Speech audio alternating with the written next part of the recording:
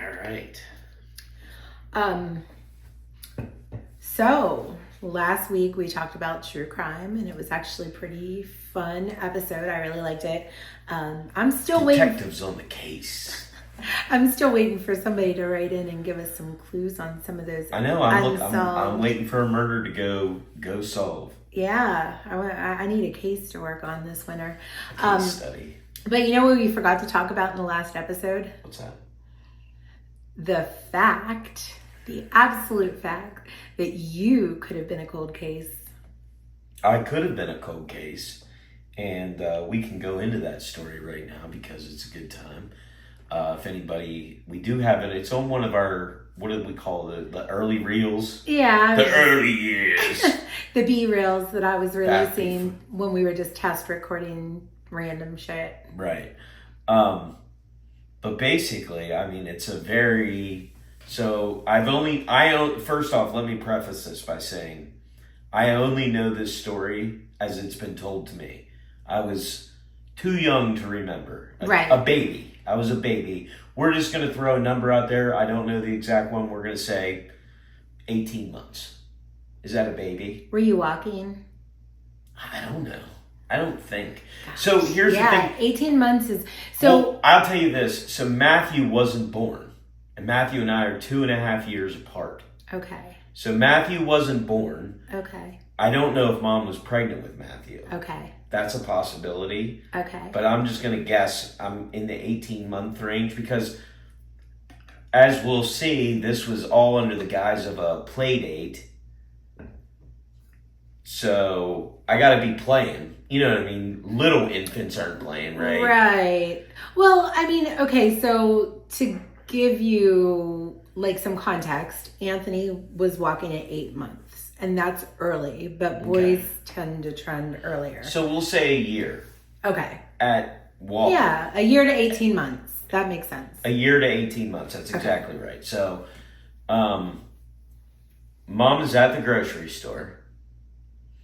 Shout out the old Martins in Wayne Heights, where Tractor Supply is now. Okay. And this is the early 80s. Somewhere mid-80s. It's the mid-80s, because it's probably 84. 84, yeah, 84-ish. Yes. We're going to call it the winter. The early winter in January of 1984.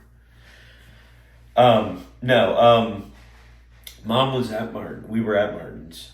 And this is where the part gets fuzzy, because nobody knows this but Mom.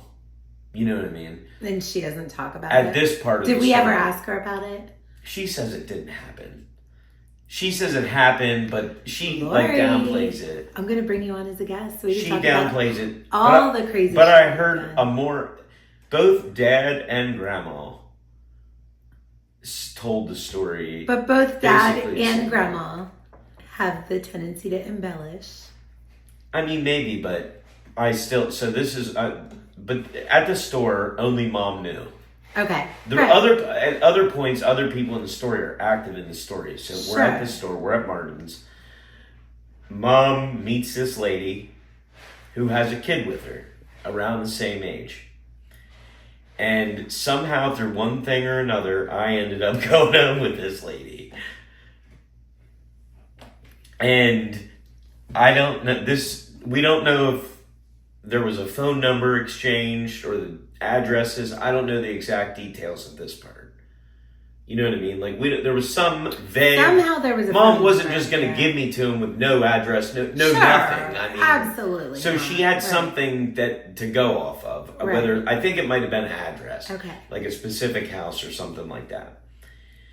Anyway, I think Mom did have a phone number. The lady was supposed to call at a certain time, or Mom was going to call. I don't know if when Mom tried to call, the lady wasn't answering, or if the phone number wasn't any good, or what the deal was.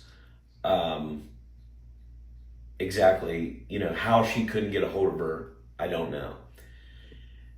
Mom called Grandma Reed, and Grandma Reed was like, "Well, you got to call the cops, Lori." Right. And so she called the cops. She was going to call the police. Grandma hangs up the phone and says, we got to get that baby back before Jimmy gets home. And... because your dad was at work. Right, Dad was at work. And so my grandfather, who's a big dude, he steps into action. And they're like, we're going to find him. So I guess they heard on the police scanner that the police were going to wherever this was. And I don't think they had an exact description. For those of you who are too young, a police scanner is a little thing that looks like a walkie-talkie where you can hear where the police are going. I don't think they need that disclaimer. Well, some I don't people know. may. Kids But might. So where was I? Grandma told Pat. Oh yeah. So they somehow they're between a combination of factors of knowing what Mom said and then hearing what they heard on the scanner, they thought they knew where I was at. So they're like, we're going to get him. And we'll go ahead and mention this part, is that they were like involved in some kind of baby ring out of Baltimore. Which, so Waynesboro, is probably in the old days down 140 to Baltimore,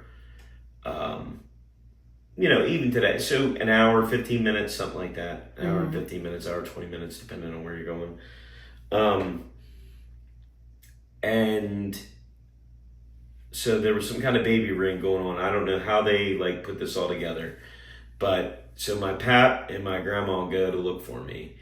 And my pap stops in the middle of the road. I don't even know if he shut the car off. And Legend has it that he didn't even shut the car off. Grandma had to hop over in the driver's seat and put it in park. Oh, okay. At least that's how I'm telling it. I don't know. But I do know that he didn't shut the car off. I mean, he probably did pull it out of gear. But he didn't shut the car off. He just got out. Didn't even shut his door. I do know that. Didn't even shut his door. Middle of the road. Car still running. Door open. Probably. And we need to paint the scene a little bit better here for listeners because Mr. Reed was very tall. Yeah, well, that's why he's a very big dude. Yeah. He was a drill sergeant in the Army. Yeah. He was a big dude. I never had the chance to meet him. 6'2". He would have intimidated me. Big dude, you know what I mean? Big. He just a big guy, you know what I mean? Just big dude. And we could sit here and talk stories of Pappy beating people up in bars, but we're not going to. Not this episode. We have a crazy family episode that coming up. And that's going to be right around Thanksgiving. These are all stories as dictated to me by Mary Reed. Obviously, I've never seen any of them in person, and she was known to tell some white lies. So, regardless of any of this, Pap stops. He gets out of the car. He kicks the door in. Bow! Fucking, like he's the cops. You know what I mean? Bam! Kicks the door in.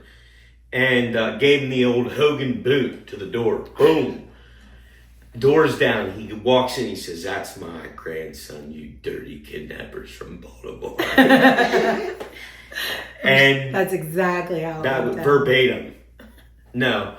But he did say, "That's my grandson." Snatched me up. Walks out the door. By that time, I guess the cops are getting there.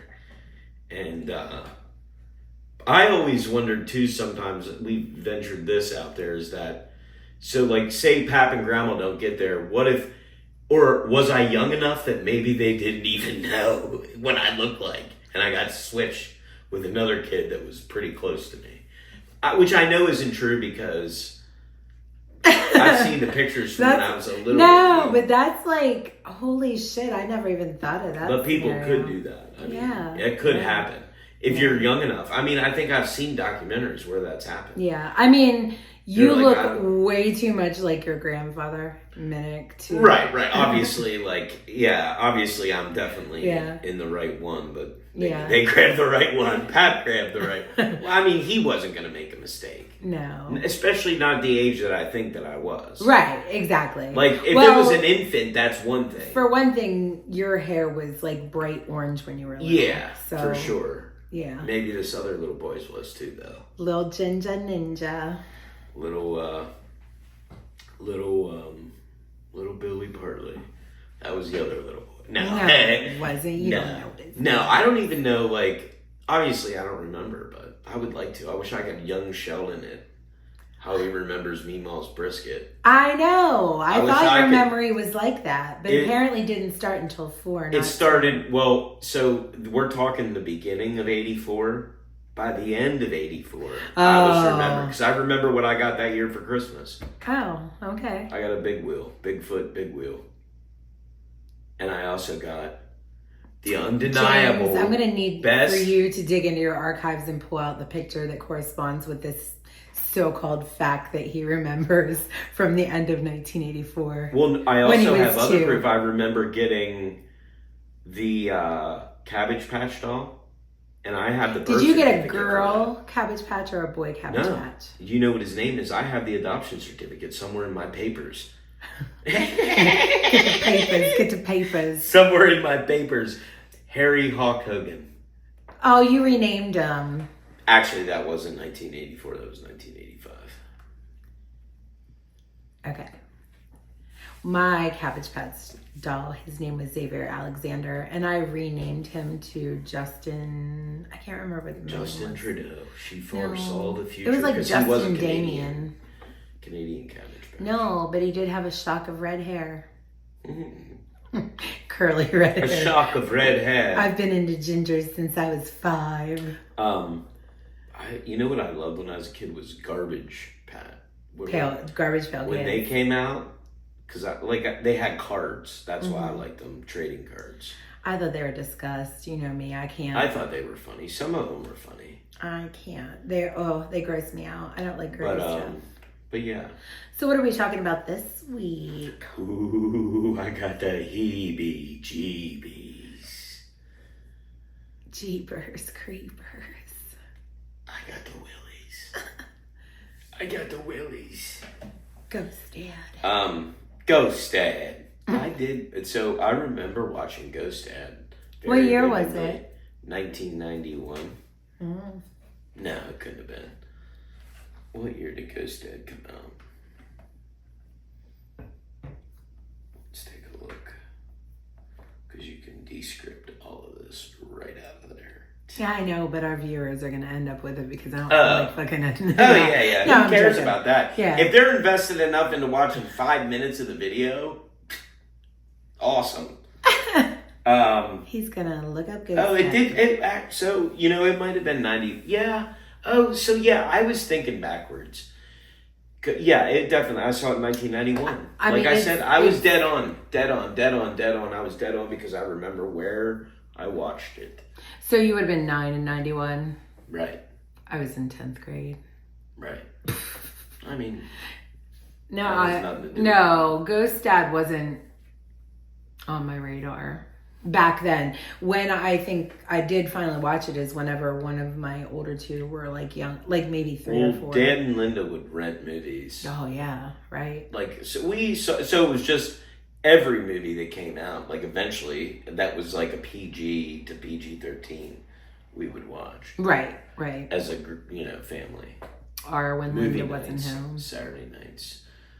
No, if Linda wasn't home, Dad would. We watched The Exorcist. Mm-hmm. But I mean, it's not like Linda didn't know. Right. No. I'm not saying it like that. It's just Dad would. She didn't want to watch that. So Dad would watch scary movies with me. Dad was actually he discovered Netflix. He discovered it? He was one of their very first customers. And that's no lie. He was within the first month of them debuting their DVD exchange through the mail service. Dad was on it, and they didn't even have that many movies. You couldn't even get that many good movies. You had to wait. You had to wait because the good ones were out. That's how small they were. Right. And so he ended up having to get this because it was you would get free rentals, and it was called Horror Hospital. not Horror Hospital. Horror. That's a whole different movie. That's a whole different movie. Horror Hospital, and it was it was like, when I say B movie, I mean B of the worst kind. It was, I think it's legendary, and it was terrible. We didn't watch that much of it. We'll have to consult our B horror movie fanatics because that's not for me. The main reason why I can't do B movies though is because like there's a lot of gore in them. Remember when the kids like watched Human Centipede? Oh yeah. My God. Or what was the other one? No, let me clarify so nobody like turns me into CPS. When I say kids, they were like 16, 17. No, they were 13 and 14 at the time. No, I think they were probably even older than that. Is Christian the same age as Olivia? Yes. So how old was she when we lived in Wynberg? Christian was born in May and Olivia was born in June. Yeah. So, yeah, they had 15. 15. Disgust. But I am what they I'm called an empath. So when I see violence on TV, when I see gore on TV, my body physically feels it to pain levels. So yeah, I don't fuck with that. What was the one where the lady had teeth in her vagina? Vagina dentata? No, that's what the disease was called. But these kids are running around our house for a week talking about vagina dentata. Remember? Yeah, but I don't remember what movie it was. Was it Hole or something? Yeah, it was called like, I have to know. Mouth, maybe. Teeth. I think it was called Teeth. Teeth. Vagina dentata. Yeah, that is. That's exactly what it was. It came out in 2007. And let me just tell you, the more that you tell your teenagers you do not want to hear anything about it, the more they describe it in absolute fucking gory detail. Vagina dentata. But what's your favorite scary movie? Right, no. I can't say it like that, but what is your favorite scary movie? I mean, that's a loaded you question. could do the voice. Do it. Try it. What voice? The Scream voice. Are you crazy? Oh. That's literally I don't know if I can. Yeah, I don't know if I can. Hello? I can't. What's your favorite? I can't Hello, Sydney. What's your favorite? I'd see it. No, that sucks. That's terrible. It sounds like an old man I can't do it. From Pittsburgh that needs oxygen. No, I can't. Don't do it. Okay.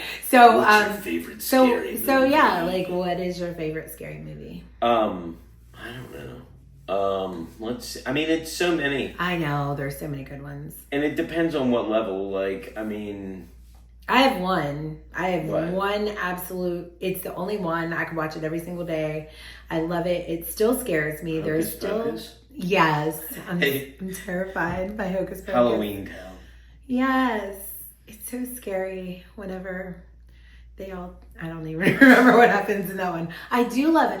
But those are, oh my God, I love all those. That's Halloween. Movies. Yes, that's Halloween. Which is the Paranormal, which is coming up, which is kind of why we're doing this. Yeah, there's so much in this genre that you could talk about, like movies, whatever. Yeah, which is probably why we're going to do 2 episodes about this. Because we're going to forget enough in this one that we're going to have to run it all back and talk about it. I have an agenda, and he's ADHD, I'm ADHD. Right, but we know so much about it. There's so much about it, which we'll bring to already talking about my grandma.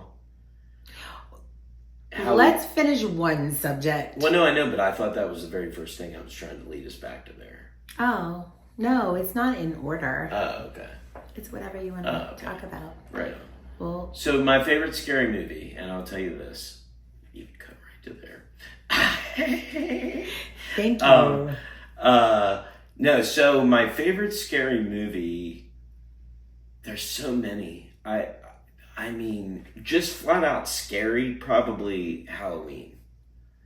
That is a good scary movie. Like, just flat out scary movie. Now, there's movies that I like that I think are scarier, but for a whole different, like, psychological reasons. I love a good psychological. You know what I mean? Like yes. You know, like The Exorcist or something like that makes you think, you know, about something. Well, there's other movies that aren't even, like, related to paranormal that are psychological thrillers, like Crush. Oh, right. Oh, yeah, I mean... Where you're just like, what's that one with De Niro on the boat. Cape Fear. Cape Fear. Right. But that's not paranormal, though. No, it's not. So we'll talk about that another day. My favorite scary movie of all time ever is Poltergeist. Oh yeah, Poltergeist. That's definitely All of it. I think I would have to, like most things, I can't pick a favorite.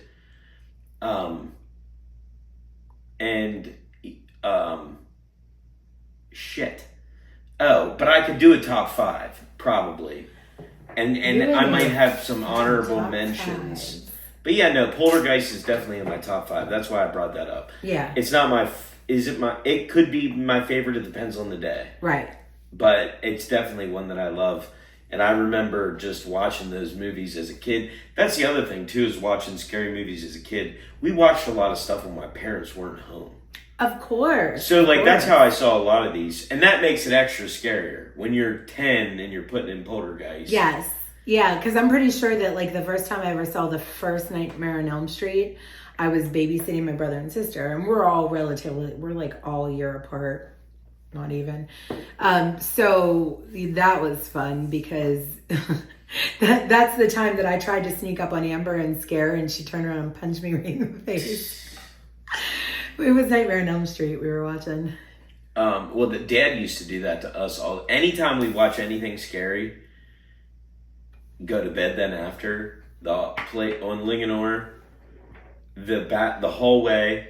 So, Dad would constantly be hiding, in one of the doorways or outside the bathroom. Anytime we watch anything I would scary. hate it. I would hate it.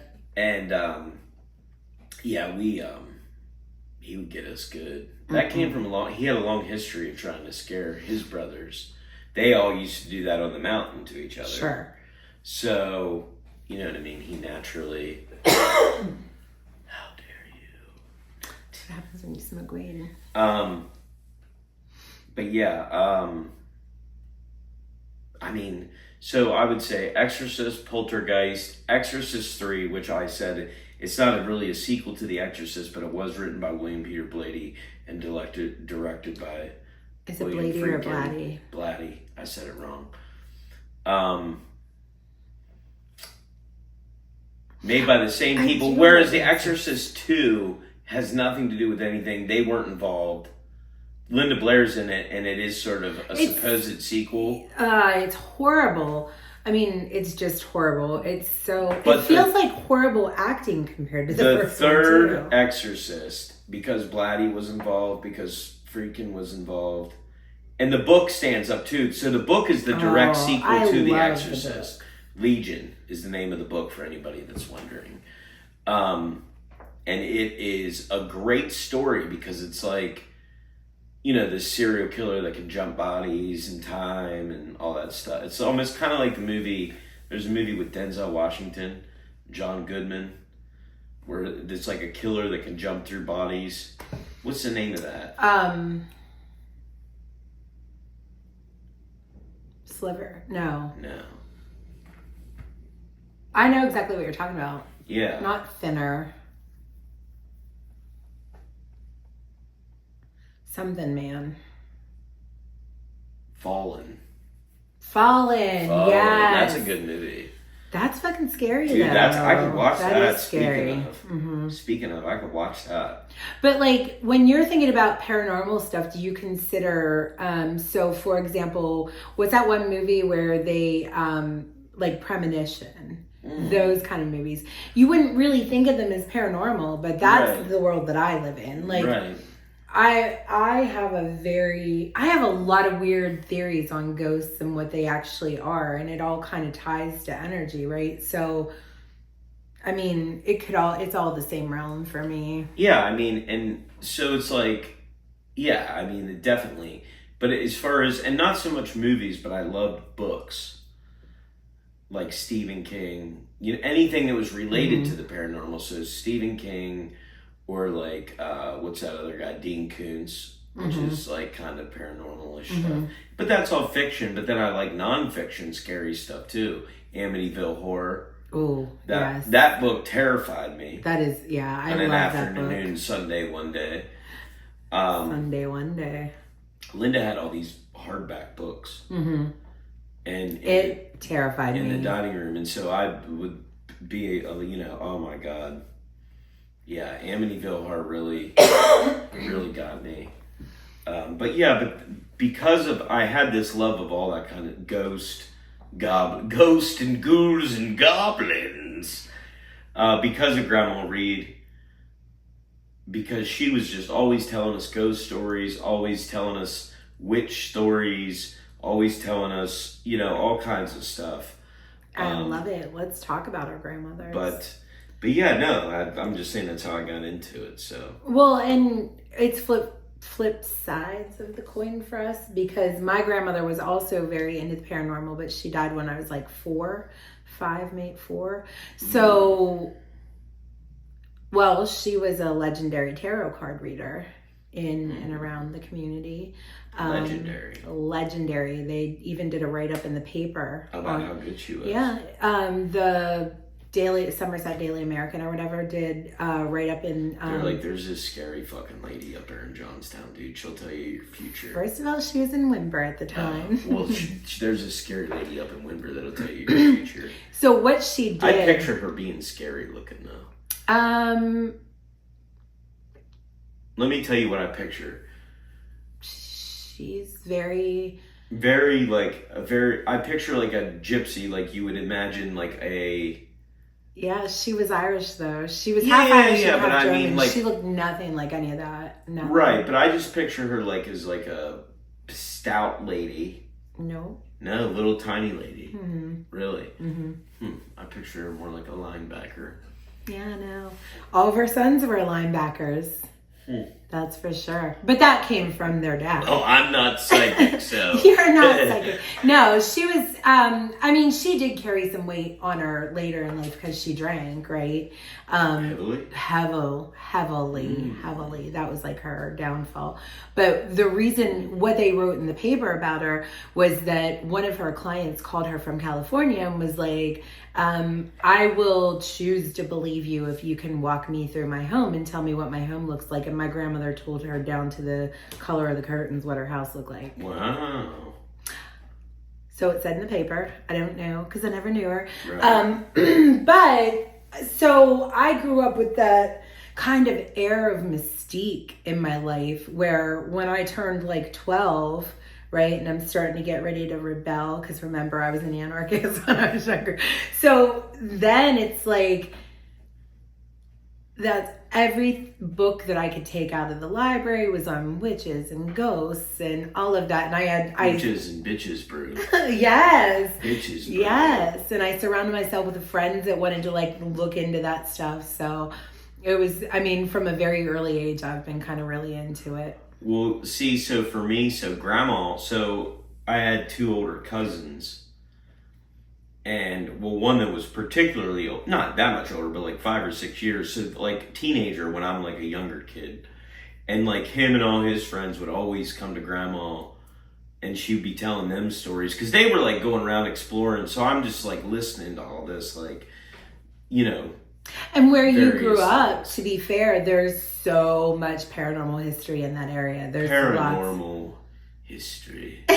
Welcome to this episode of Paranormal History. Down the lane where my grandma lived, there was a Civil War soldier, and he would walk out every day. Don't tell the whole story like that. I love that story. I can sit here and just tell Grandma Reed stories for an hour. I know. But the fun part about that story is just like murder tourism, we also do ghost tourism. We do movie tourism. Yeah, we do ghost So we've seen the steps where The Exorcist was. That's not really, though. That's movie tourism. That's not paranormal. Movie tourism. But talking about paranormal tourism is we're talking about this story that your grandmother used to tell, and then we took the kids up there to see if we could kind of the Stillman's.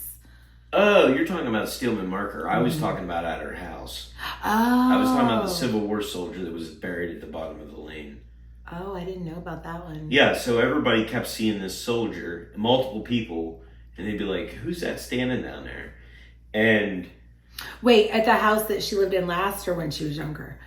No, she's lived on the mountain since she was not down there, not at her home place. Okay. So at her house. At her house. Okay. they would see it standing down like at the lane or whatever, and then so they went down there and they were like digging up or whatever, and they supposedly they were digging up, and they got to a large rock, like kind of like a marker, and then they heard Pap coming up the lane, so they hurried up and like covered it all up, and that was that. But supposedly they also saw, there was also a story of Penmar Park where when she was a kid, her and Aunt Betty, well, because you remember they lived next door. Shout out to your Texas cousins. We're coming to Austin soon, guys. They're not down there. They'll meet us in Austin. They lived, so the house that she lived in as a kid, though, not her home place, but where she was like, I'm going to say 8 when they moved from there to the mountain. Okay. And then the house that the rest of the way was where Chicken's trailer was. Yeah. And then they bought that house next door when her and Pap got married. But her and Aunt Betty, when they were kids, were down by Penmar Park. And they were running in the woods or whatever. And they seen these other kids. And so they were like running up that way to like see if they could play with them or whatever. And when they got closer, they ran through them. And they were like little Indian kids. Shut your filthy face. That's what I've been told. So there at that house, the Civil War soldier at the house. But then, no, what you were talking about earlier, Steelman Marker, which is legitimate. You can go. So there's an actual monument in between Waynesboro and Emmitsburg. Yes. Well, in between Blue Ridge Summit and Emmitsburg. Yes. Like kind of outside of Fairfield. It technically, I think, is a Fairfield address. Yeah. Maybe not. Who knows? Whatever. Back there somewhere on one of those back roads, that's where my grandma's home place was. And now her grandma lived down the road, lived right there at the crossroads. So there was a Native American trading post with this guy, John Steelman, or something or other, and they traded for a while. Well, then something happened and they like cut his head off or scalped him or something.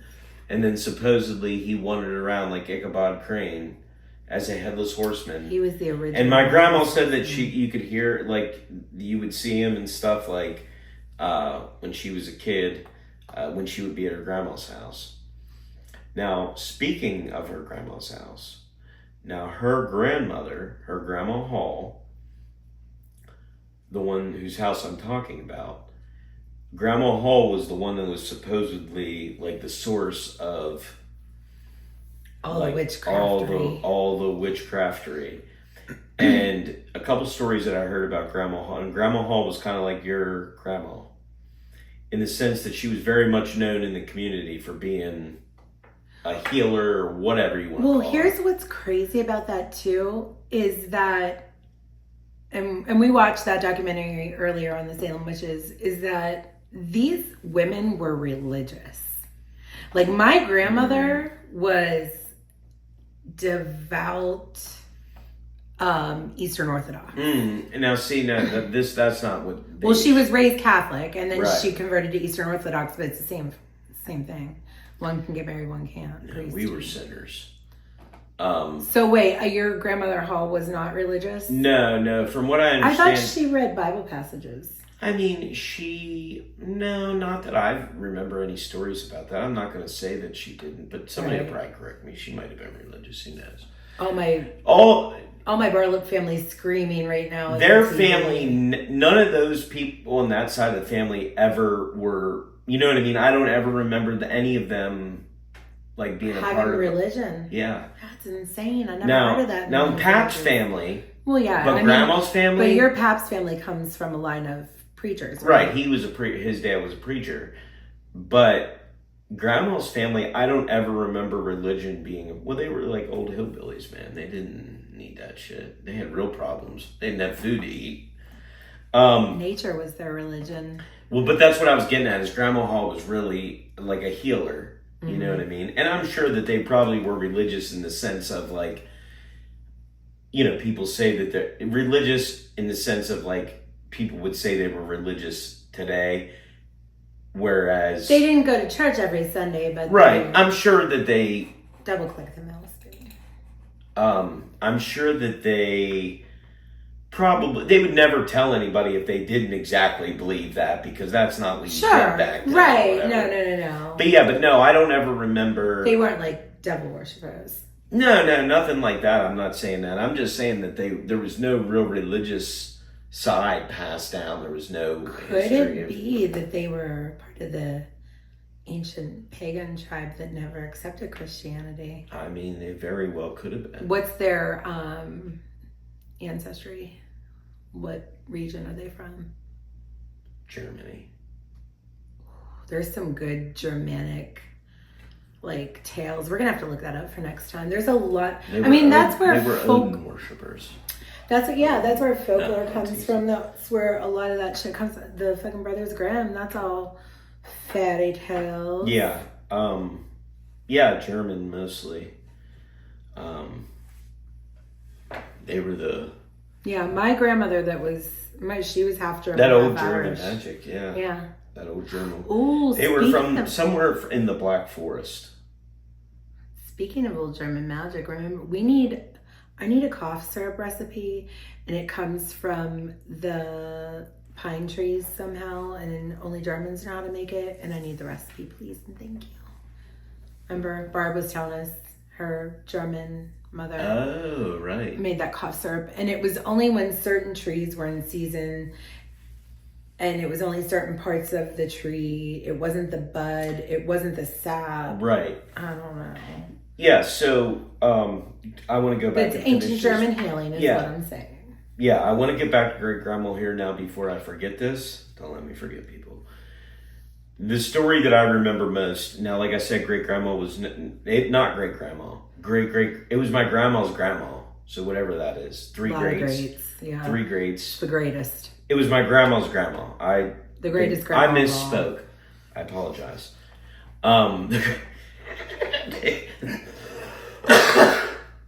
The greatest grandma. How great was she? The greatest. As far back as the greats will go. Grandma Hall. So one time this guy got in a farming accident. Like a piece of farming equipment. I don't know what. Some kind of thing. Ripped him up. I think it was too early to be tractors, so it was probably something pulled back. Yeah. But regardless, he had some kind of real bad injury to his abdomen, and he was like cut up real bad and bleeding. And she told the people, the other people there, to drag him up into the yard. She had a peach tree there, or a pear tree. Peach or pear, I don't remember which. Definitely one of those two, definitely a P. She also had a talking crow. I want a crow so bad. She had a crow that talked, and it would steal thimbles and stuff, and steal her thimbles and take them and hide them. But regardless of any of that, I want to teach one to talk. Yeah, well, this one showed up talking, from what I understand. So somebody else must have had it trained, and it got away, and it came to Grandma Hall. That's a little spooky too, as far as right. Well, that's what I'm saying. That's how powerful. Maybe she was. Another witch sent it to her. Right. Maybe. Yeah. So anyway, this guy's cut up real bad. They drug him up under the peach pear tree. That's how special that tree was. It grew peaches and pears. And she waved her hand. She did something or whatever, and waved her hand over him. And as she took her hand over him, all the bleeding stopped. And they were able to get him bandaged up and get him to the hospital or whatever. And I guess he lived. Yeah, she cauterized it with the heat coming out of her hand. Coming out of her hand with a light. She had I believe it. Yeah, but yeah. So that's the story about her. There was a very similar story about Grandma Barlip. But she read pages from the Bible to do her healing. I think that's the devil. No, I'm kidding. Wow. It's just funny. No, I think that definitely... I'm friends with Aleister Crowley, so... Check out his TikTok. No, the most healing thing that I've ever heard my grandmother had done was it's an old Irish thing, and it has something to do with potassium, but basically she took a potato, cut a cross into it. I've heard of this. Rubbed it all over my mother's wart, and then the wart fell off like a day later or something. Oh, my mom had to bury the potato then. Bury it. So I don't know. With her firstborn. Very. And then the wart went away. That's how serious those people took warts. Well, I'm her firstborn that I know of, so. That's what you think.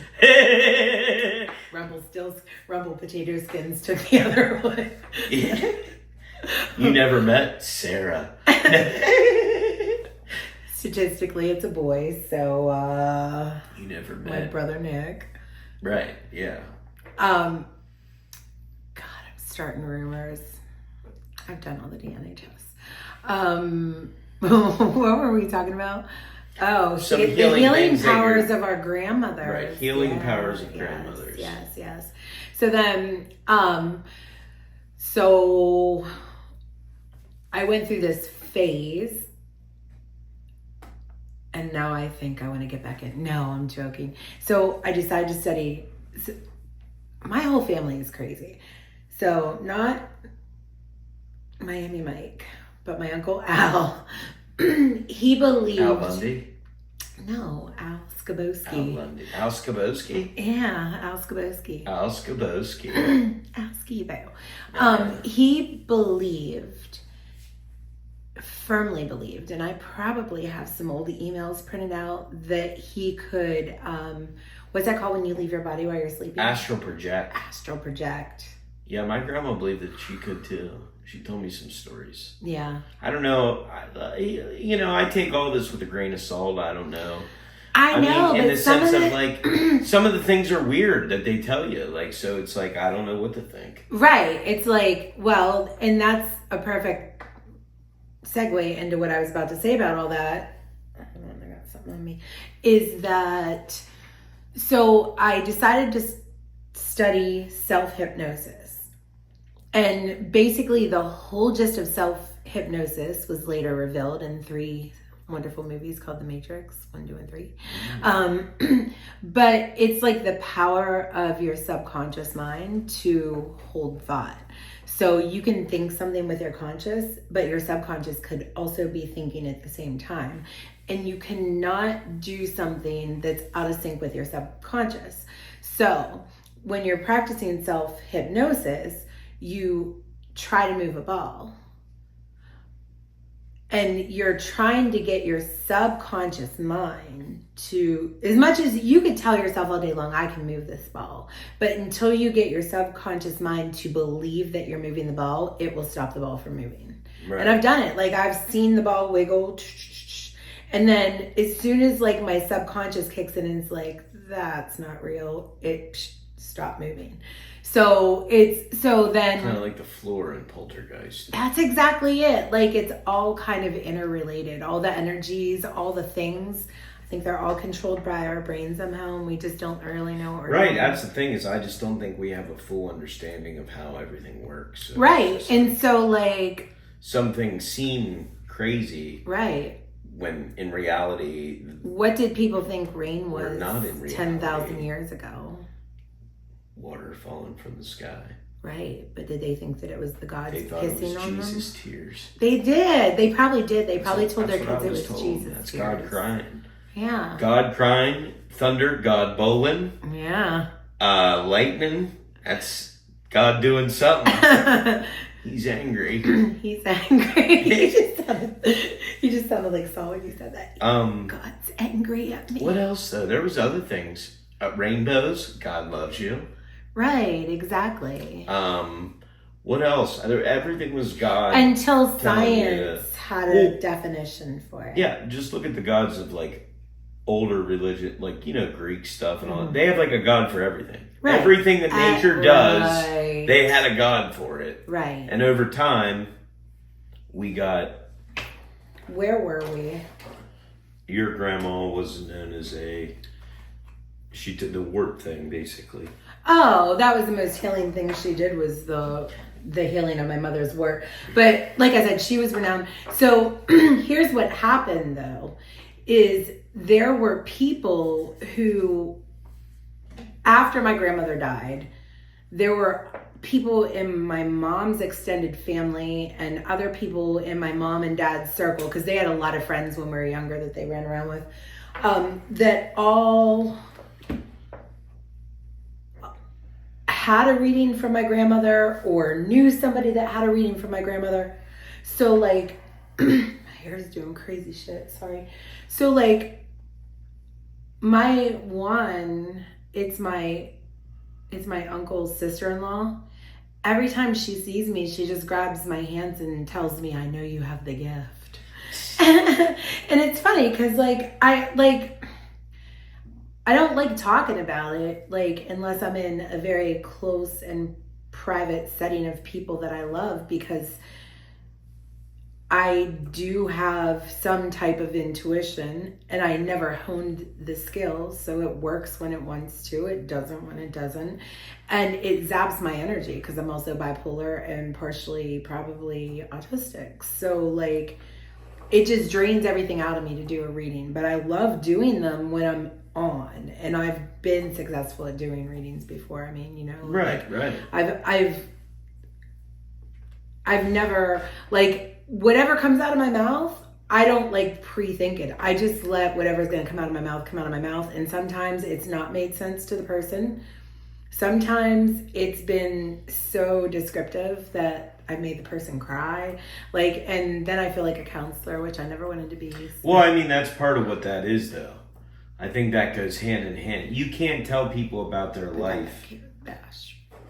You can't tell people about their life and not, you know what I mean? You're telling them personal details. Of course, it kind of becomes almost like a therapy type thing. Right, but the problem with that kind of therapy is that a lot of people walk in and they have something very specific that they want to know about their future. Well, first of all, or going on in their life. Psychics don't technically predict the future. That's clairvoyance. Right. Is it? No, I'm just saying, I don't know. When you see something. We talked about this. Yeah, there's like different ones. Yeah. Clairaudient, clairsentient, I should look those up. I know. Next time. I have the nose one. Next episode. So like I have a hypersensitive nose. I can smell smells that were there in history. One time I smelled your grandmother in my car. Well, yeah. That was insane. And it was at that's the other thing I want to bring up too, is that if you think about it, and they try to say that this only happens with poltergeists, but when paranormal activity happens, there are heightened emotions. I was getting ready to say, it seems to be triggered by heightened emotions of any kind. It doesn't really matter. Like, it just feeds off that. But you can tie it right into The Secret, which is my favorite book of all time ever. And it's not because the people that wrote it were brilliant. The Secret has been around since the dawn of time. People have understood that positive thoughts lead to positive things. And it's the intent behind your thoughts and all this, that, and the other. But you can't get The Secret to work without the energy of your emotions behind it. You have to attach emotions and feelings and feel what you want, not just say what you want. Because if you're detached, again, you're subconscious. If you're detached, it just doesn't work out in your favor, or you get what you don't want because it just hears the words, the universe, it being the universe. So all that wrapping around to what we were just talking about is our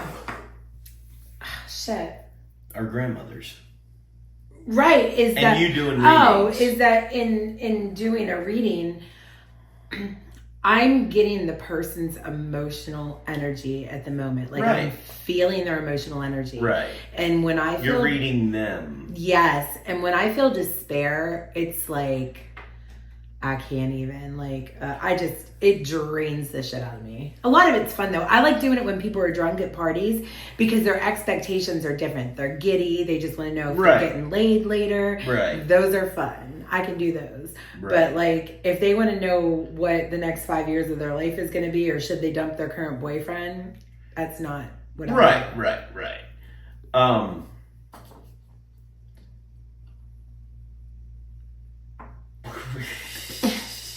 Yeah,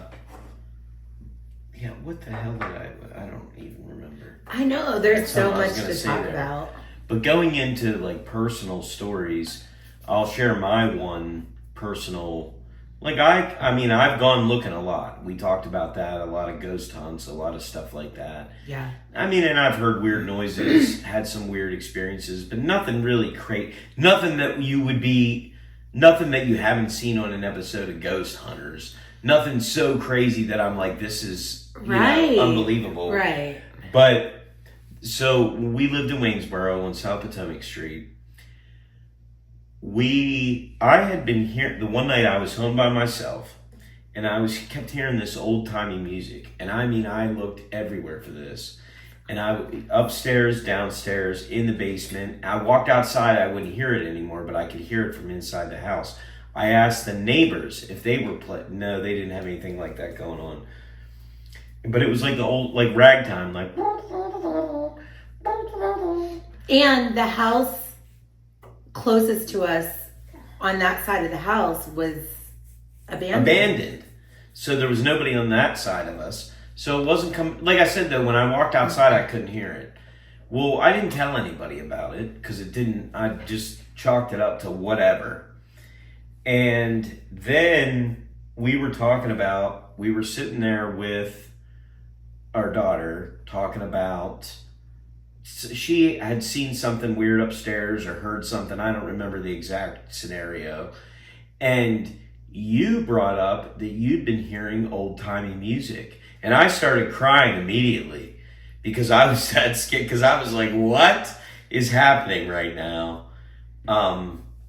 But I mean, we never did find the source of it, but that freaked me out big time. Yeah, it was definitely like, it felt like a party was going on in the 1940s and you just couldn't get close to it. Right, there was a speakeasy in the walls. Right in the walls. Oh, God. I love that kind of stuff, though. My scariest story is a little tiny bit longer, and it's the scariest one. I mean, we all have a million, right? But this one is the scariest one ever for me. And that's why I wanted to foreshadow the whole emotional part of this. So I was living by myself with the kids on North Grant Street. And at the time, I was going through a divorce from my first husband. And we were like on again, off again, because I was young and stupid and I had 2 kids, right? Mm. So whatever. But he was a serial cheater. So he would leave and come back, and he had the key to my apartment, but it was my apartment. I was working, I was paying my own bills, whatever. But every once in a while he would show up because that's just what we did. So, but I was so angry and emotional and just probably had some postpartum. And I was reading Anne Rice at the time, and I was reading the Mayfair Witches series, which is intense. And so the character in the Mayfair Witches is Lasher, and he's like some type of slasher. No, I'm kidding. No. But he's like some kind of demon or ghost, or I don't even know what he is. He's an entity of some kind. He's some type of paranormal otherworldly entity. Yes. And his whole thing is that he like attaches to the women in this family of witches and does their bidding for them. And that's how the family stayed rich. I know, right? Bidding is the worst. Especially if you got a demon doing it for you, buddy. So me being a dumb fucking 20-year-old, stupid, naive dummy decides that I'm going to call upon Lasher to do my bidding because I thought I was a witch. So, heightened emotional state, doing spells in my house. Ooh. Yeah. All the bad shit. So I go to sleep one night, and Anth was in his room and Olivia was in her crib. So like they were like, the entryway into their rooms was like off to my left. It was like just through the next door, and then the bathroom was behind my head. And I'm laying there, and I thought I had just fallen asleep, and I heard my door open up and I heard click, click, click because ex-husband wore cowboy boots, right? So, Oops. no, I thought it was the cowboy boots. Felt ex-husband sit on the bed, and I was like, you know what? This motherfucker is getting here a little late tonight. I'm not even going to entertain him. I'm going to just keep my back to him and ignore him like he can just go to sleep, Bad right? news. Felt the weight of him laying down on the bed. I turn to lay on my back, and I am now pinned with the weight of 1,000 people on me. Like, I couldn't move, I couldn't breathe, I couldn't talk. I was terrified, and all I saw was this black mist, but in the shape of a humanish, hovering above me. Now, they're referred to as what? Night paralysis or sleep paralysis. I mean, that's similar to what you're saying, but that doesn't involve entities and stuff. Well, so I was like, I couldn't say. I was like, Anth, like just trying to get my son to hear me. By the grace of God, I couldn't even hear my own words saying it. He got out of bed, fucking cute as can be in his little pajamas, sucking his thumb, dragging his blanket behind him, crawls up in bed with me and says, Mom, what's wrong? I was like, oh, Jesus Christ. And then like the thing flew up to the ceiling and was gone.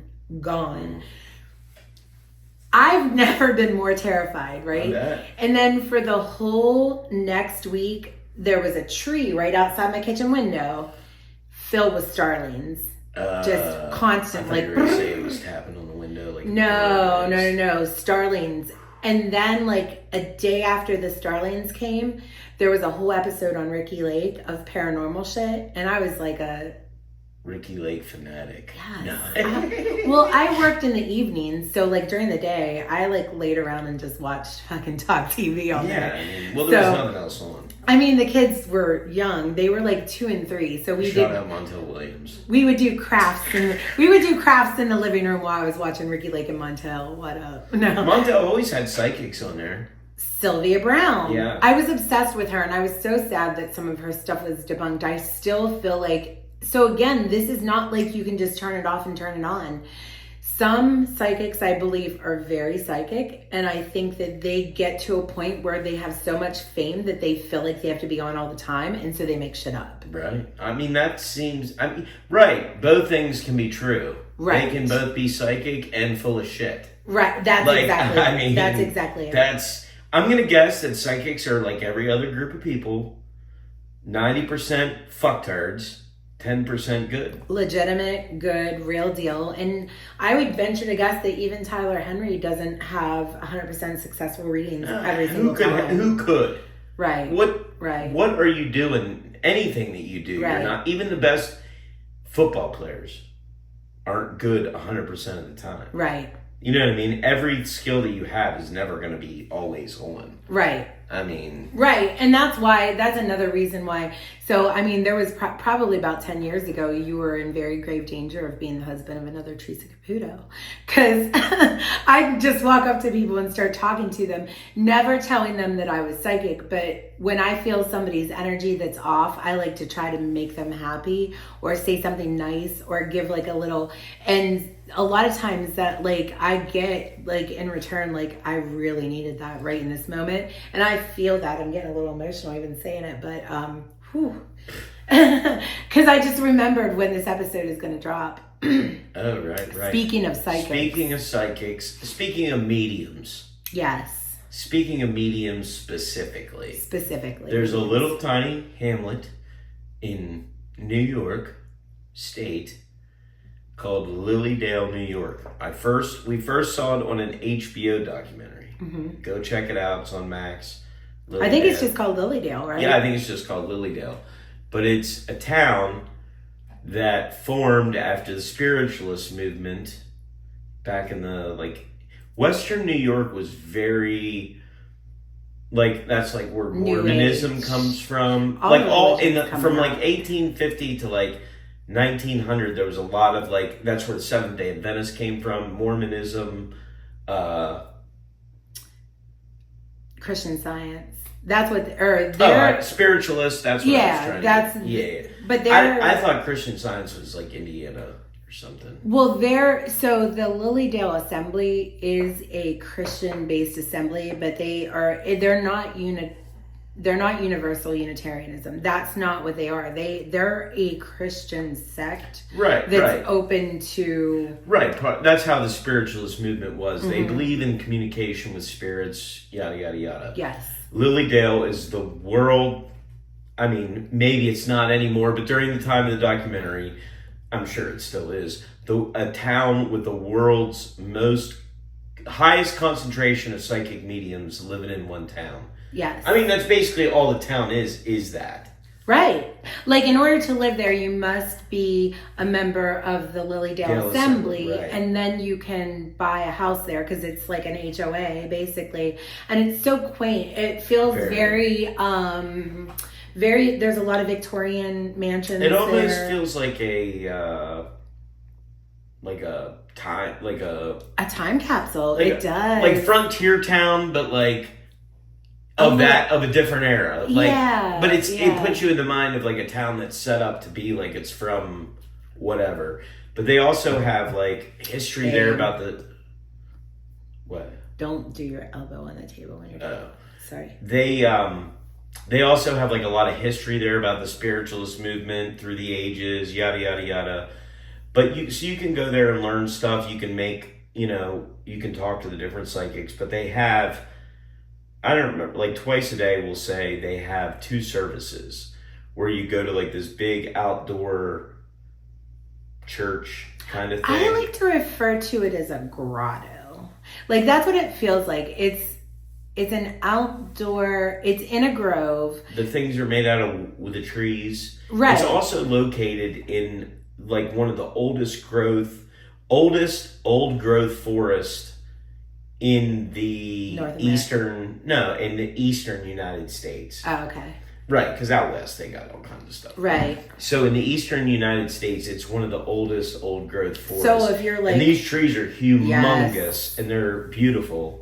And that's where this is. You're like in it's in this forest. It's kind of magical. It's very magical because it's all very natural. The homes don't look modern, so they blend right into the setting. It sits on the tip of Lake Erie, so it's on a lake. It's on a lake, but not Lake Erie. It's like 100 miles inland from Lake Erie. That lake is called Casadegua. No, I'll have to look it up. But it sits on a lake, smaller lake. But it's just like, so it feels like you should be walking around in like the 1800s dresses and parasols there. That's exactly right. It feels like I should have a top. Good day, sir. Yes. How you doing there, little Chucky? Yes. And top of the morning, there's so much to do there. So they have like events all the time. They have seminars. They have drum circles. They have spiritual, like, just services. Like anything you could think of. They have 1 or 2 bed and breakfasts there. You can camp there if you are into primitive camping. I forgot about that. Yeah, so anyways, it's a really I guess cool all that spot. still applies. It's been a few years since we checked it out. Right. So, I mean, obviously do your own research. But we went there. And so let me give you the preface is that on September 19th, which is today's date, only 14 years ago, no, it's not today's date. It's the date that this is dropping. Going to be released. My Atlanta baby. I was like, damn. My son, who was 16 at the time, passed away in a car accident, we'll call it. And so that was a super highly charged, obviously emotional time in our lives. I do have a TikTok video if you want to learn how mushrooms healed from that. But so how long after Anth died did we go up to Lilydale? It was a couple years. So I'll tell you exactly when it was. It was 2016 because we went to see Ghostbusters first, the female one. Ah, yeah, we did. Oh, right. Because this crazy lady was like, hey guys, we're going to the drive-in movie. And then by the way, as soon as we pull out, we're driving to New York. So. But yeah, so we went up there and it was So we went to this I forget what they called it, but like the gathering at night, like they did in the evening, and we went to that. And at these, so they'll just have a couple of mediums that will read people in the crowd. Cold read from the crowd. Cold read people from the crowd. And some of them were amazing. Some of them were like, holy shit, these people are really good. Yeah. Some of them weren't so good. Right. You know what I mean? Some of them were way off. Like the people would be like, no, there's nothing.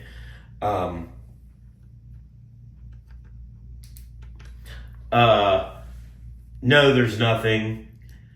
And some of them were very generalized. And there's a few hundred people at one of these. I'm going to say like 200 people sitting in this. Maybe not that many, maybe like 150, but regardless, it's a pretty good sized crowd. So they might do 10 to 15 in one of these sessions. Right. So you might not even get read. Like, we had been to several.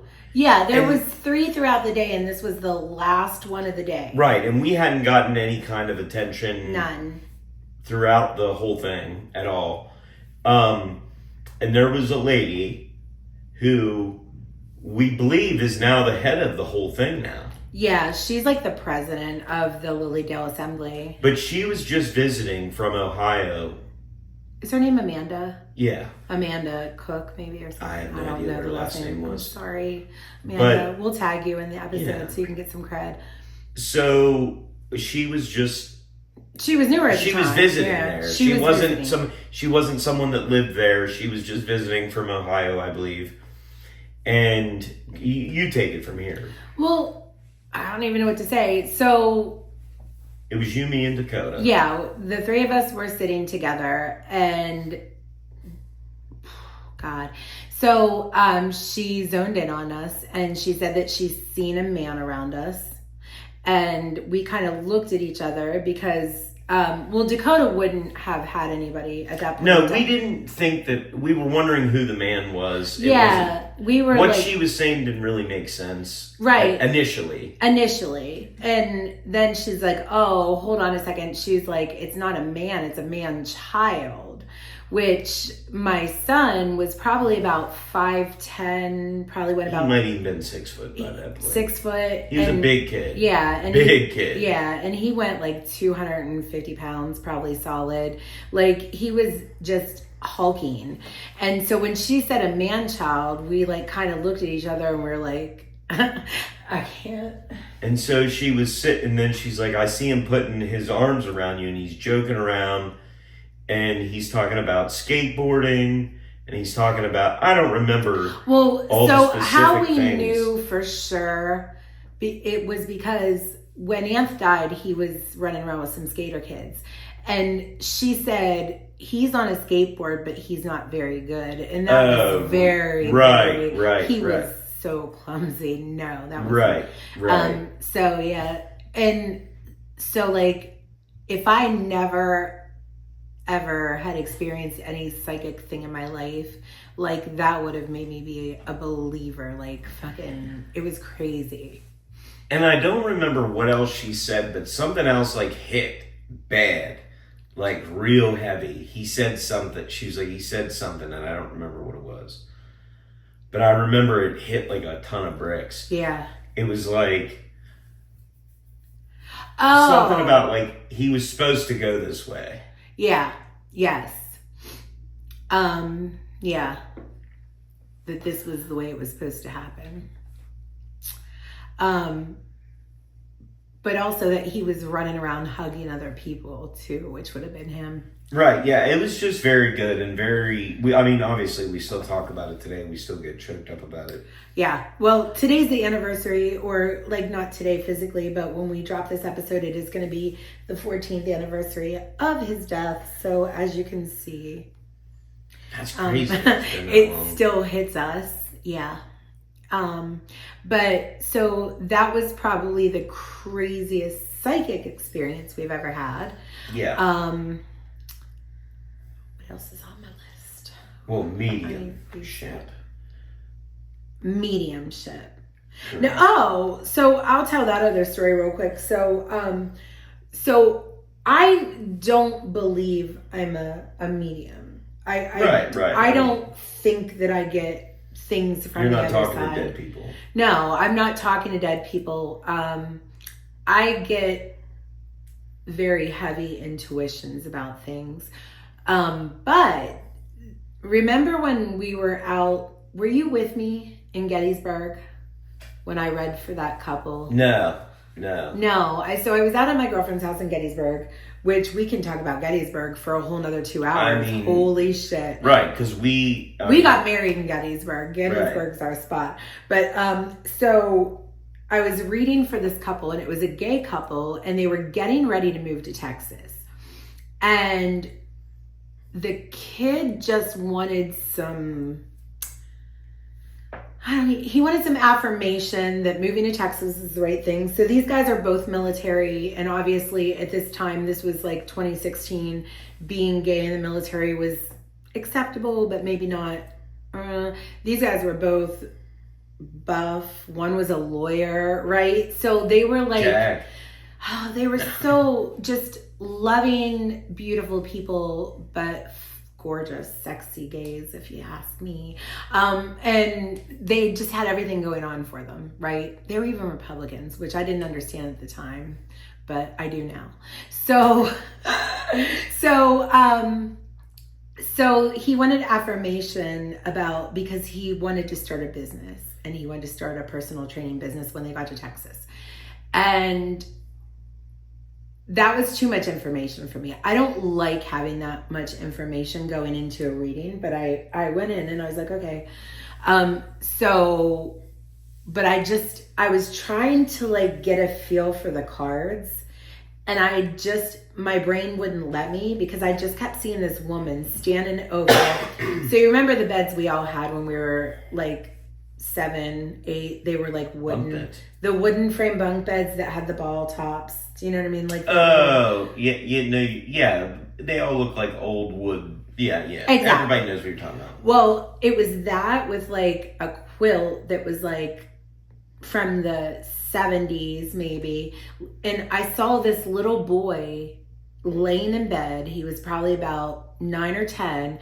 And I saw a woman standing over him, and it was like she was screaming at him to wake up, but like nothing was coming out of her mouth. Mm-hmm. Like she was so mad that she couldn't get through to him. He started bawling when I explained this to him and explained the woman to him, the one I was seeing. And he's like, that makes so much sense to me. That's everything I need. That's my affirmation. Oh, I'm so emotional. So it does happen. It happens in little spurts. But that was his grandmother that I saw, and she was dead, and she was also Native American, which is really powerful to have somebody like that. They are powerful. So yeah. But anyways, what else is on the list? But no, we're talking about. You got a story to tell that is on the list. What? I don't know if you can tell it without getting emotional. What story? Devil Bill. Why is that emotional? Didn't like a whole bunch of people that you knew die after that? Oh, yeah. I mean, that did happen. Hi, I jumped to the punchline. Sorry. So, push that my way. Right. So, when we were kids, one of the places that my grandma told us about was this place out in Jack's Mountain called Devil Bill's. Devil Bill, I don't know the whole story behind it. There was this old house. He was a really mean guy. I don't know. I don't really remember the backstory of why Devil Bill was so bad, but the townspeople hated him. He bathed in poop. He did bad things. He ate poop sandwiches. He did eat poop. He ate poop sandwiches. I hate when you say it. He ate poop sandwiches. I don't know why that makes it grosser. Poopy. When he says poopy, but it makes it grosser. But, so me and my friends all went out to Devil Bill's one night. And there was probably like 6 of us. And we were playing with a Ouija board, whatever, just messing around. This cops came. We had to leave. We didn't get in trouble, but we had to leave. And we made a video of this whole thing. So when we got home, like a couple days later, we were watching this videotape. Oh, my friends called me. They're like, you're not going to believe what's on this tape. So we go to watch this tape. And in the bushes behind us when we're doing the Ouija thing, you could see this guy's face, what looked like a guy's face. And so my friend had this videotape at his house. His dad asked him what was going on because all this weird stuff started happening to the electronics and stuff like that. And he thought something was weird. So when they went to watch the tape again, it was erased. Well, then my friend, within 2 years, It's the original. well, within 2 months of that, The Grudge. that kid died in a car accident. And then later, his dad died shortly after that, or his brother died. His brother committed suicide, and then his dad died. So within 2 years or whatever, they were all dead. And I think it was the tape. The original Grudge. It was the Grudge. Yeah, you're right. The original Grudge. But that was very scary. It could have been possibly related to other things, but so that's why it's not quite as eerie, I would say. That story terrified me when you first told it. Really? It did. Yeah, see, I don't think it's that terrifying because I don't attribute it to the tape. That's why. It was very weird, but I don't think the tape got him. So, but now we can kind of bring up a couple other things, which is Miller's Church. Right? Oh my goodness. We've had many a time back then. That's what I'm saying. We've been on so many ghosts. Well, we had to get the aunt story out of the way to tell the whole Miller's Church story, which is not out of the way. I love my son. Franklin County, Washington County, Maryland, Franklin County, Pennsylvania. We've done about every Adams County, Pennsylvania. We've done about every legend ghost hunt that you can do. Yeah.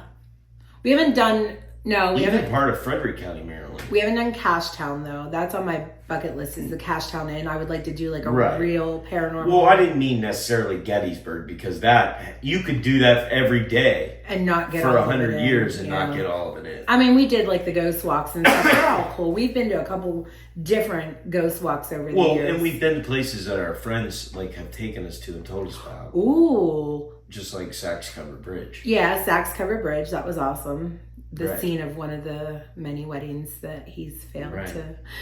No, I'm That one joking. didn't last long at all, though. Oh, Sorry. Sorry, you know who you are, but your mom's seen it coming. It don't matter. Your mom called it. Sorry. That's what I'm there for. I'll do another one for you. Let me know when the next one's coming around. I'll do that one too. I'm not one of these people that I don't view it as some crazy. Well, they are doing a gender reveal here coming up. Well, but I don't know if we're going to make that. You don't do gender I don't reveals? do christenings. Christen the gender.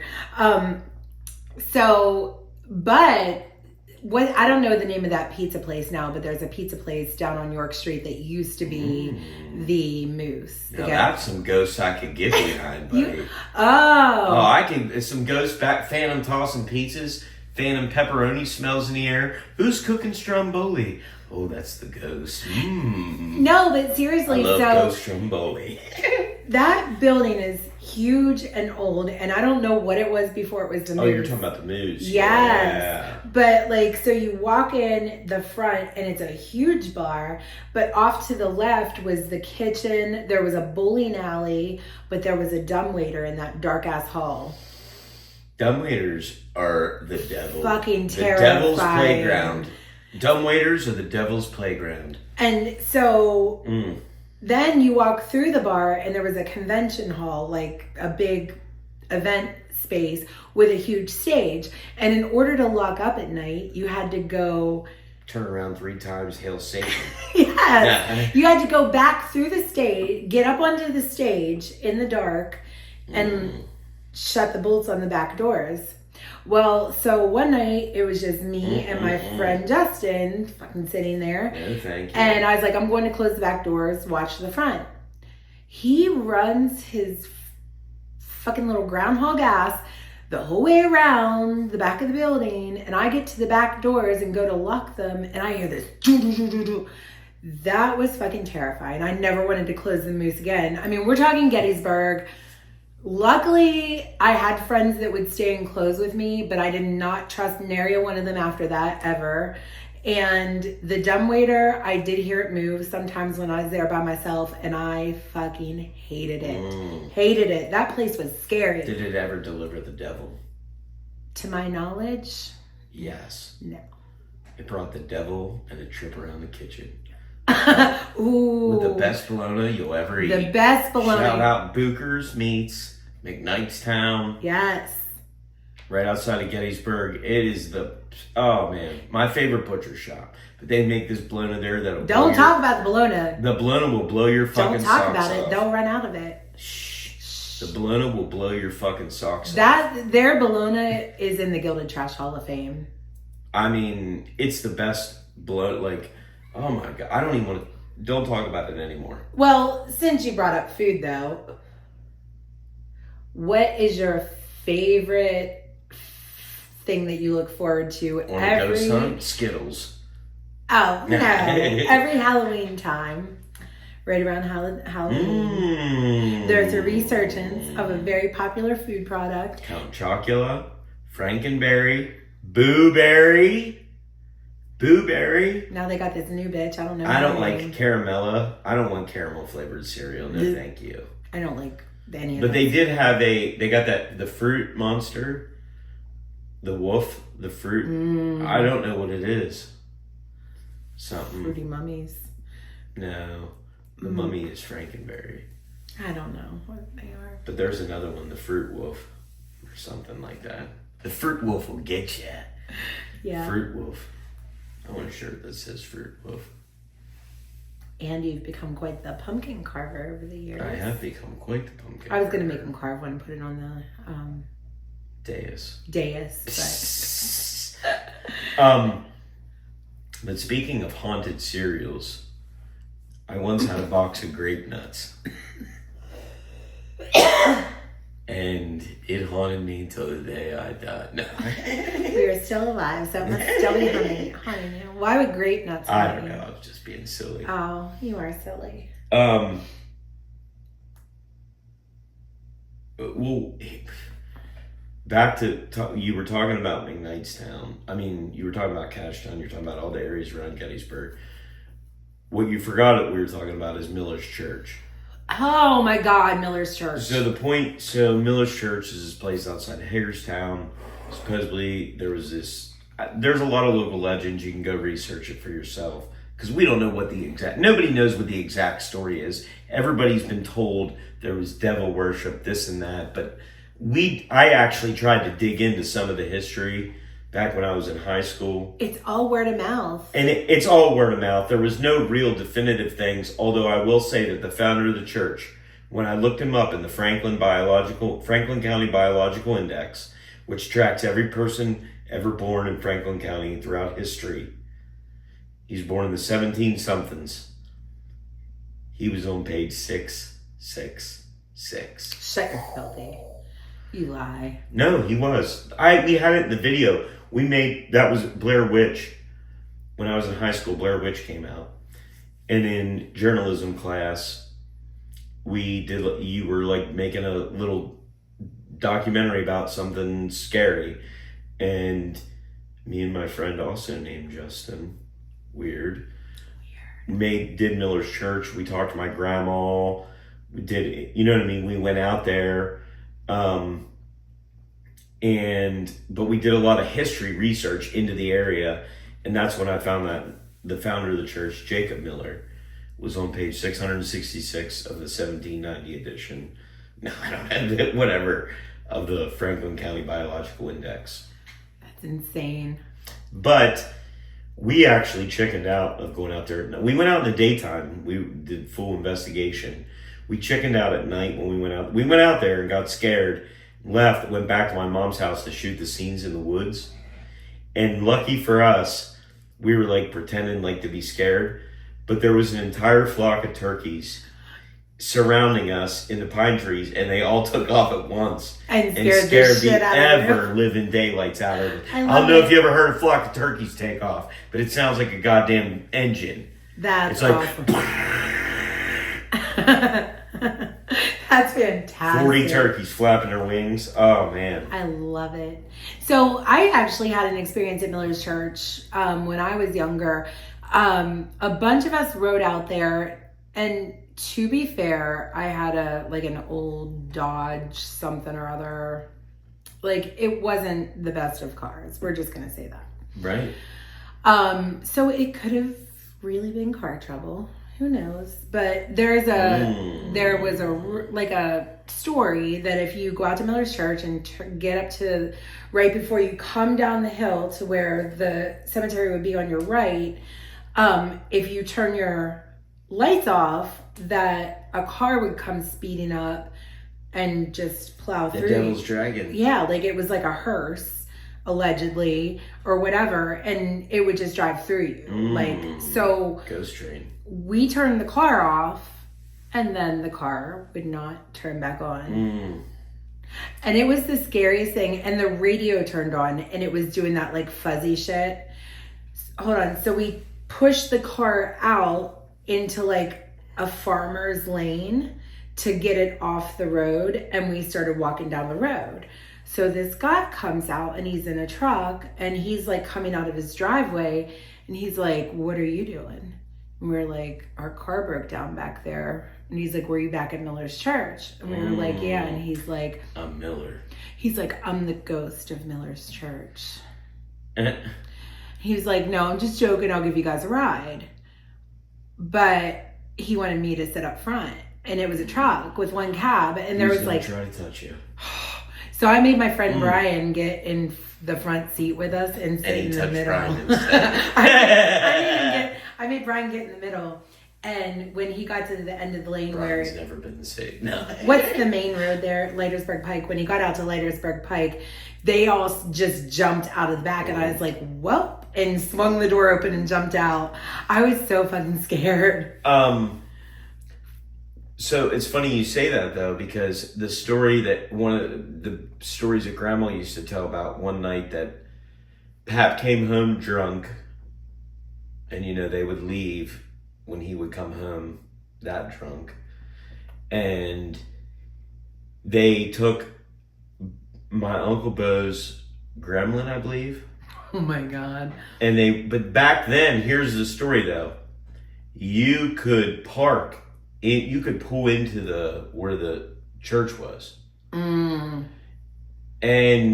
they got it chained off now. Yeah, you could pull up into the thing. And yeah, it's fenced off now. Yeah. It's like there's the road thing. Mm-hmm. You could pull in there. But anyway, something happened. They all got scared. They went to leave, and their doors were all locked, and the car wouldn't start. I hate that. And then eventually they did get out of there, obviously, because they're all still with us. But right, but or not all of them, but they didn't die that day. But it just begs the question, because again, it was Grandma and 3 teenage boys, right? No, it was Grandma, an adult man. Bo was in his 20s. Oh. Dad was older too, so they might have both been adults. Okay, but I'm just saying, like.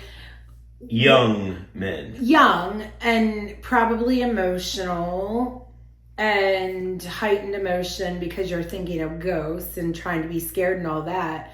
Like, I mean, they used to go back there all the time. I think that's what happened in my car, though, is that everybody was just like freaked the fuck out, and then it just and that makes cars shut off. And it just like zapped. That makes cars shut off. Yeah. It sure enough does. Well, then we had our own experience out there. Oh God. I don't even remember, like... I know exactly when it was. It was 2017. It was the week between 4th of July and my birthday. And so Anth would have been gone 7 years at this point.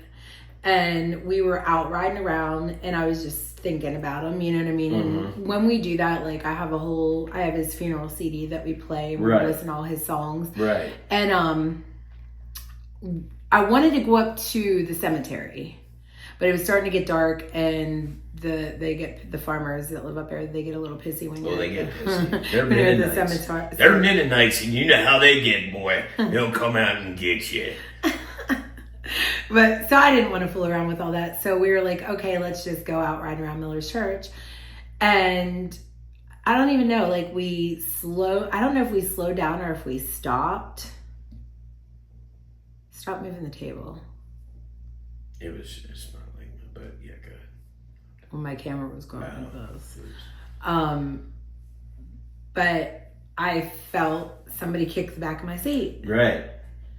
And I was like, babe, we have a passenger. Let's go. But we were talking about Ant that whole night. So I don't know what led us to believe it was Anthony. But something else happened. I don't remember that we were like, whoa. Yeah. Because like it was definitely like we like heard or saw somebody sitting back there. Yeah. Yeah. You know what I mean? Yeah. And like it was very weird. Oh, I know exactly what it was. So we road trip all the time. Do not judge us. But there was trash on the back floor of the vehicle.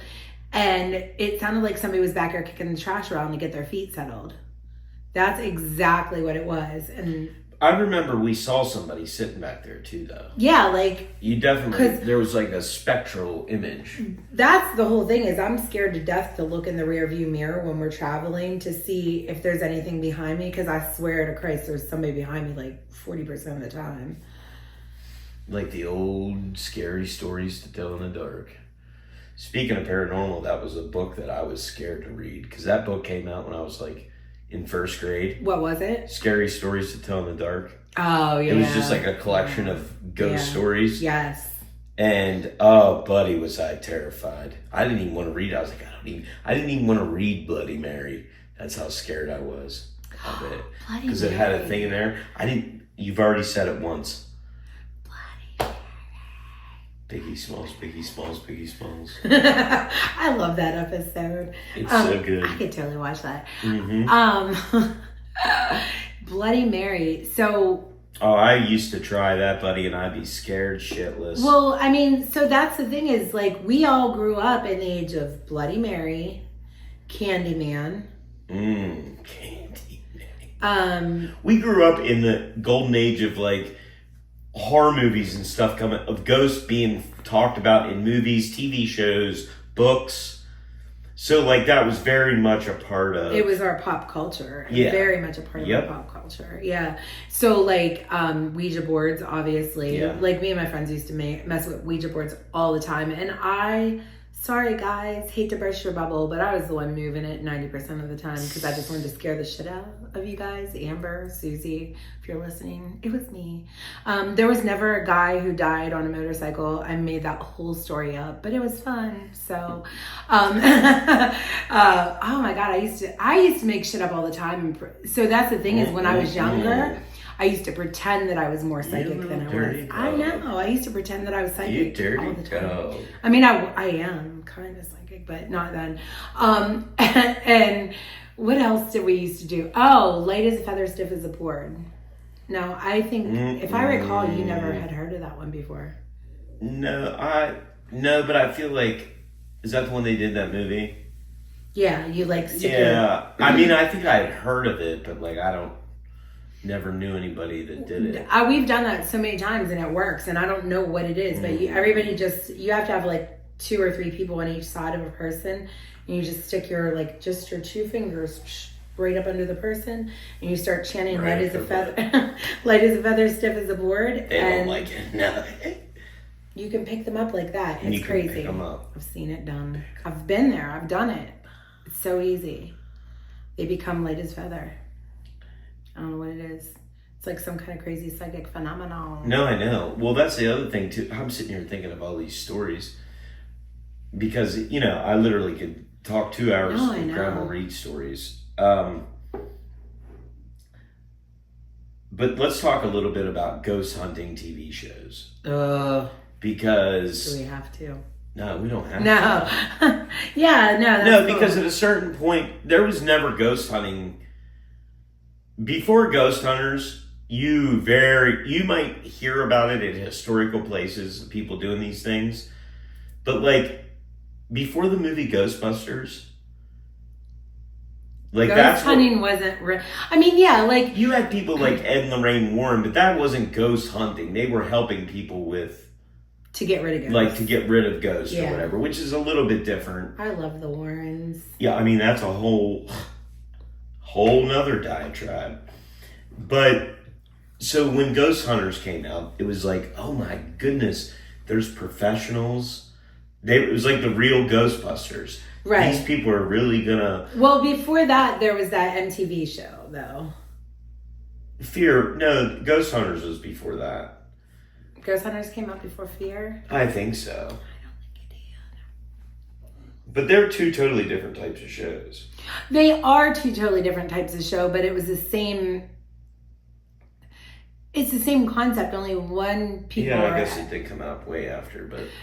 One group of people were educated in hunting ghosts and one people were not. That's the only diff. Right. These people... Well, yeah, that was more of like a game show. Right. Where they're just trying to survive a night in a... But that was terrifying. Oh, it was. That was a crazy show. Fear, it was also like the Scariest Places on Earth. Same concept, different channel.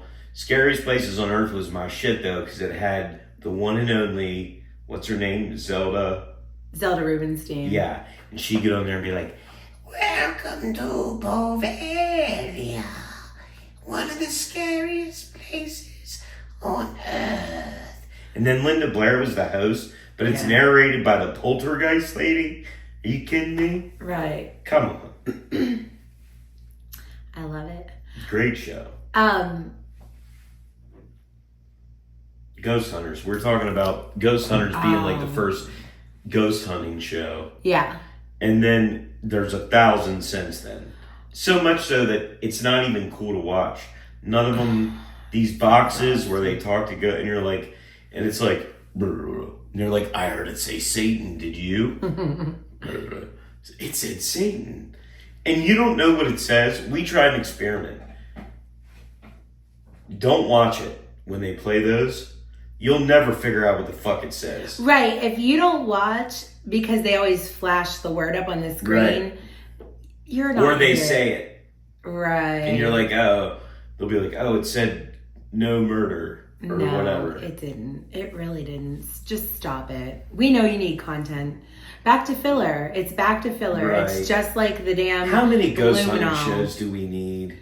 How many? We got Ghost Adventures, Ghost Hunters, Ghost Brothers, Ghost Sisters, Ghost Mothers. We've got the Tennessee Rape Chasers. The Tennessee Rape Chasers. Rape Chasers. And they go around raping ghosts. And it's horrifying. I don't know if you've ever seen a ghost rape, but it's not pretty. Gross. Yeah, so it was really exciting when Ghost Hunters came out. Like, it just felt like an awesome It was thing. new. It quickly got diluted, though. Clearly, people, it's not happening in this century. And here's why. And I think this is a good way to wrap it up with a thought about what we're going to talk about next week. Right. Still in paranormal. We've got a really long episode. We just barely scratched the surface. We haven't even. We didn't get out of grandma's stories. No, there's so much. But in my mind, I firmly believe that ghosts are part of the sim. Oh, we talked about this. And we are never going to have definitive proof until we extract ourselves from the sim or figure out how it's programmed. Right. We talked about this. They're literally ghosts in the machine. So if simulation theory is correct and this is all just a simulation, we think it's just traces of old code and stuff that like kind of gets left behind as they rewrite stuff and do things. Listen, I know I've got programmer friends out there. I know I've got geeks listening. Listen, you know as well as I do, if you've got an old ass piece of code and you try to change something in it and you leave some phantom piece of code in there that's now no longer operating on anything that happens downstream in that logic, it's just going to run on its own off here on the side. And every time you kick off that job, that piece of code's going to run, but it's not attached to the outcome. That's what a ghost is. That's exactly right. Do you have any parting words for us? Because we're going to dive into this next time. Yeah, for sure. Oh, yeah. We're going to talk about 100 things. We're going to revisit some stuff we probably glossed over. We haven't talked about goblins. We haven't talked about goblins. We haven't talked about ghouls. We haven't talked about synchronicities. We haven't talked about witches. We didn't even get to UFO. We didn't. No. UFO is paranormal. It is paranormal. It's going to have to be its own. Oh, But I'm just listen. Masonic Temple Mm-hmm. is having a cryptid. That's another thing. Cryptids are part of the paranormal. Cryptids. So a lot of people believe that all goes together. It's all part of the same mystery. Cryptids, UFOs, ghosts. They think it's all connected. We'll delve into that next time. And I'm here to tell you, folks, that I literally have a sim explanation for every single one of those phenomena. Now, I'd like to leave some parting words today. From one Mr. Henny Youngman. You know Henny Youngman, Goodfellas? Take my wife, please. That guy, take my wife, please. I know a man who doesn't pay to have his trash taken out. How does he get rid of his trash? He gift wraps it and puts it into an unlocked car. Henny Youngman, take my wife, please. Oh my God. It's crazy. All right, we'll see you. Until next time, folks.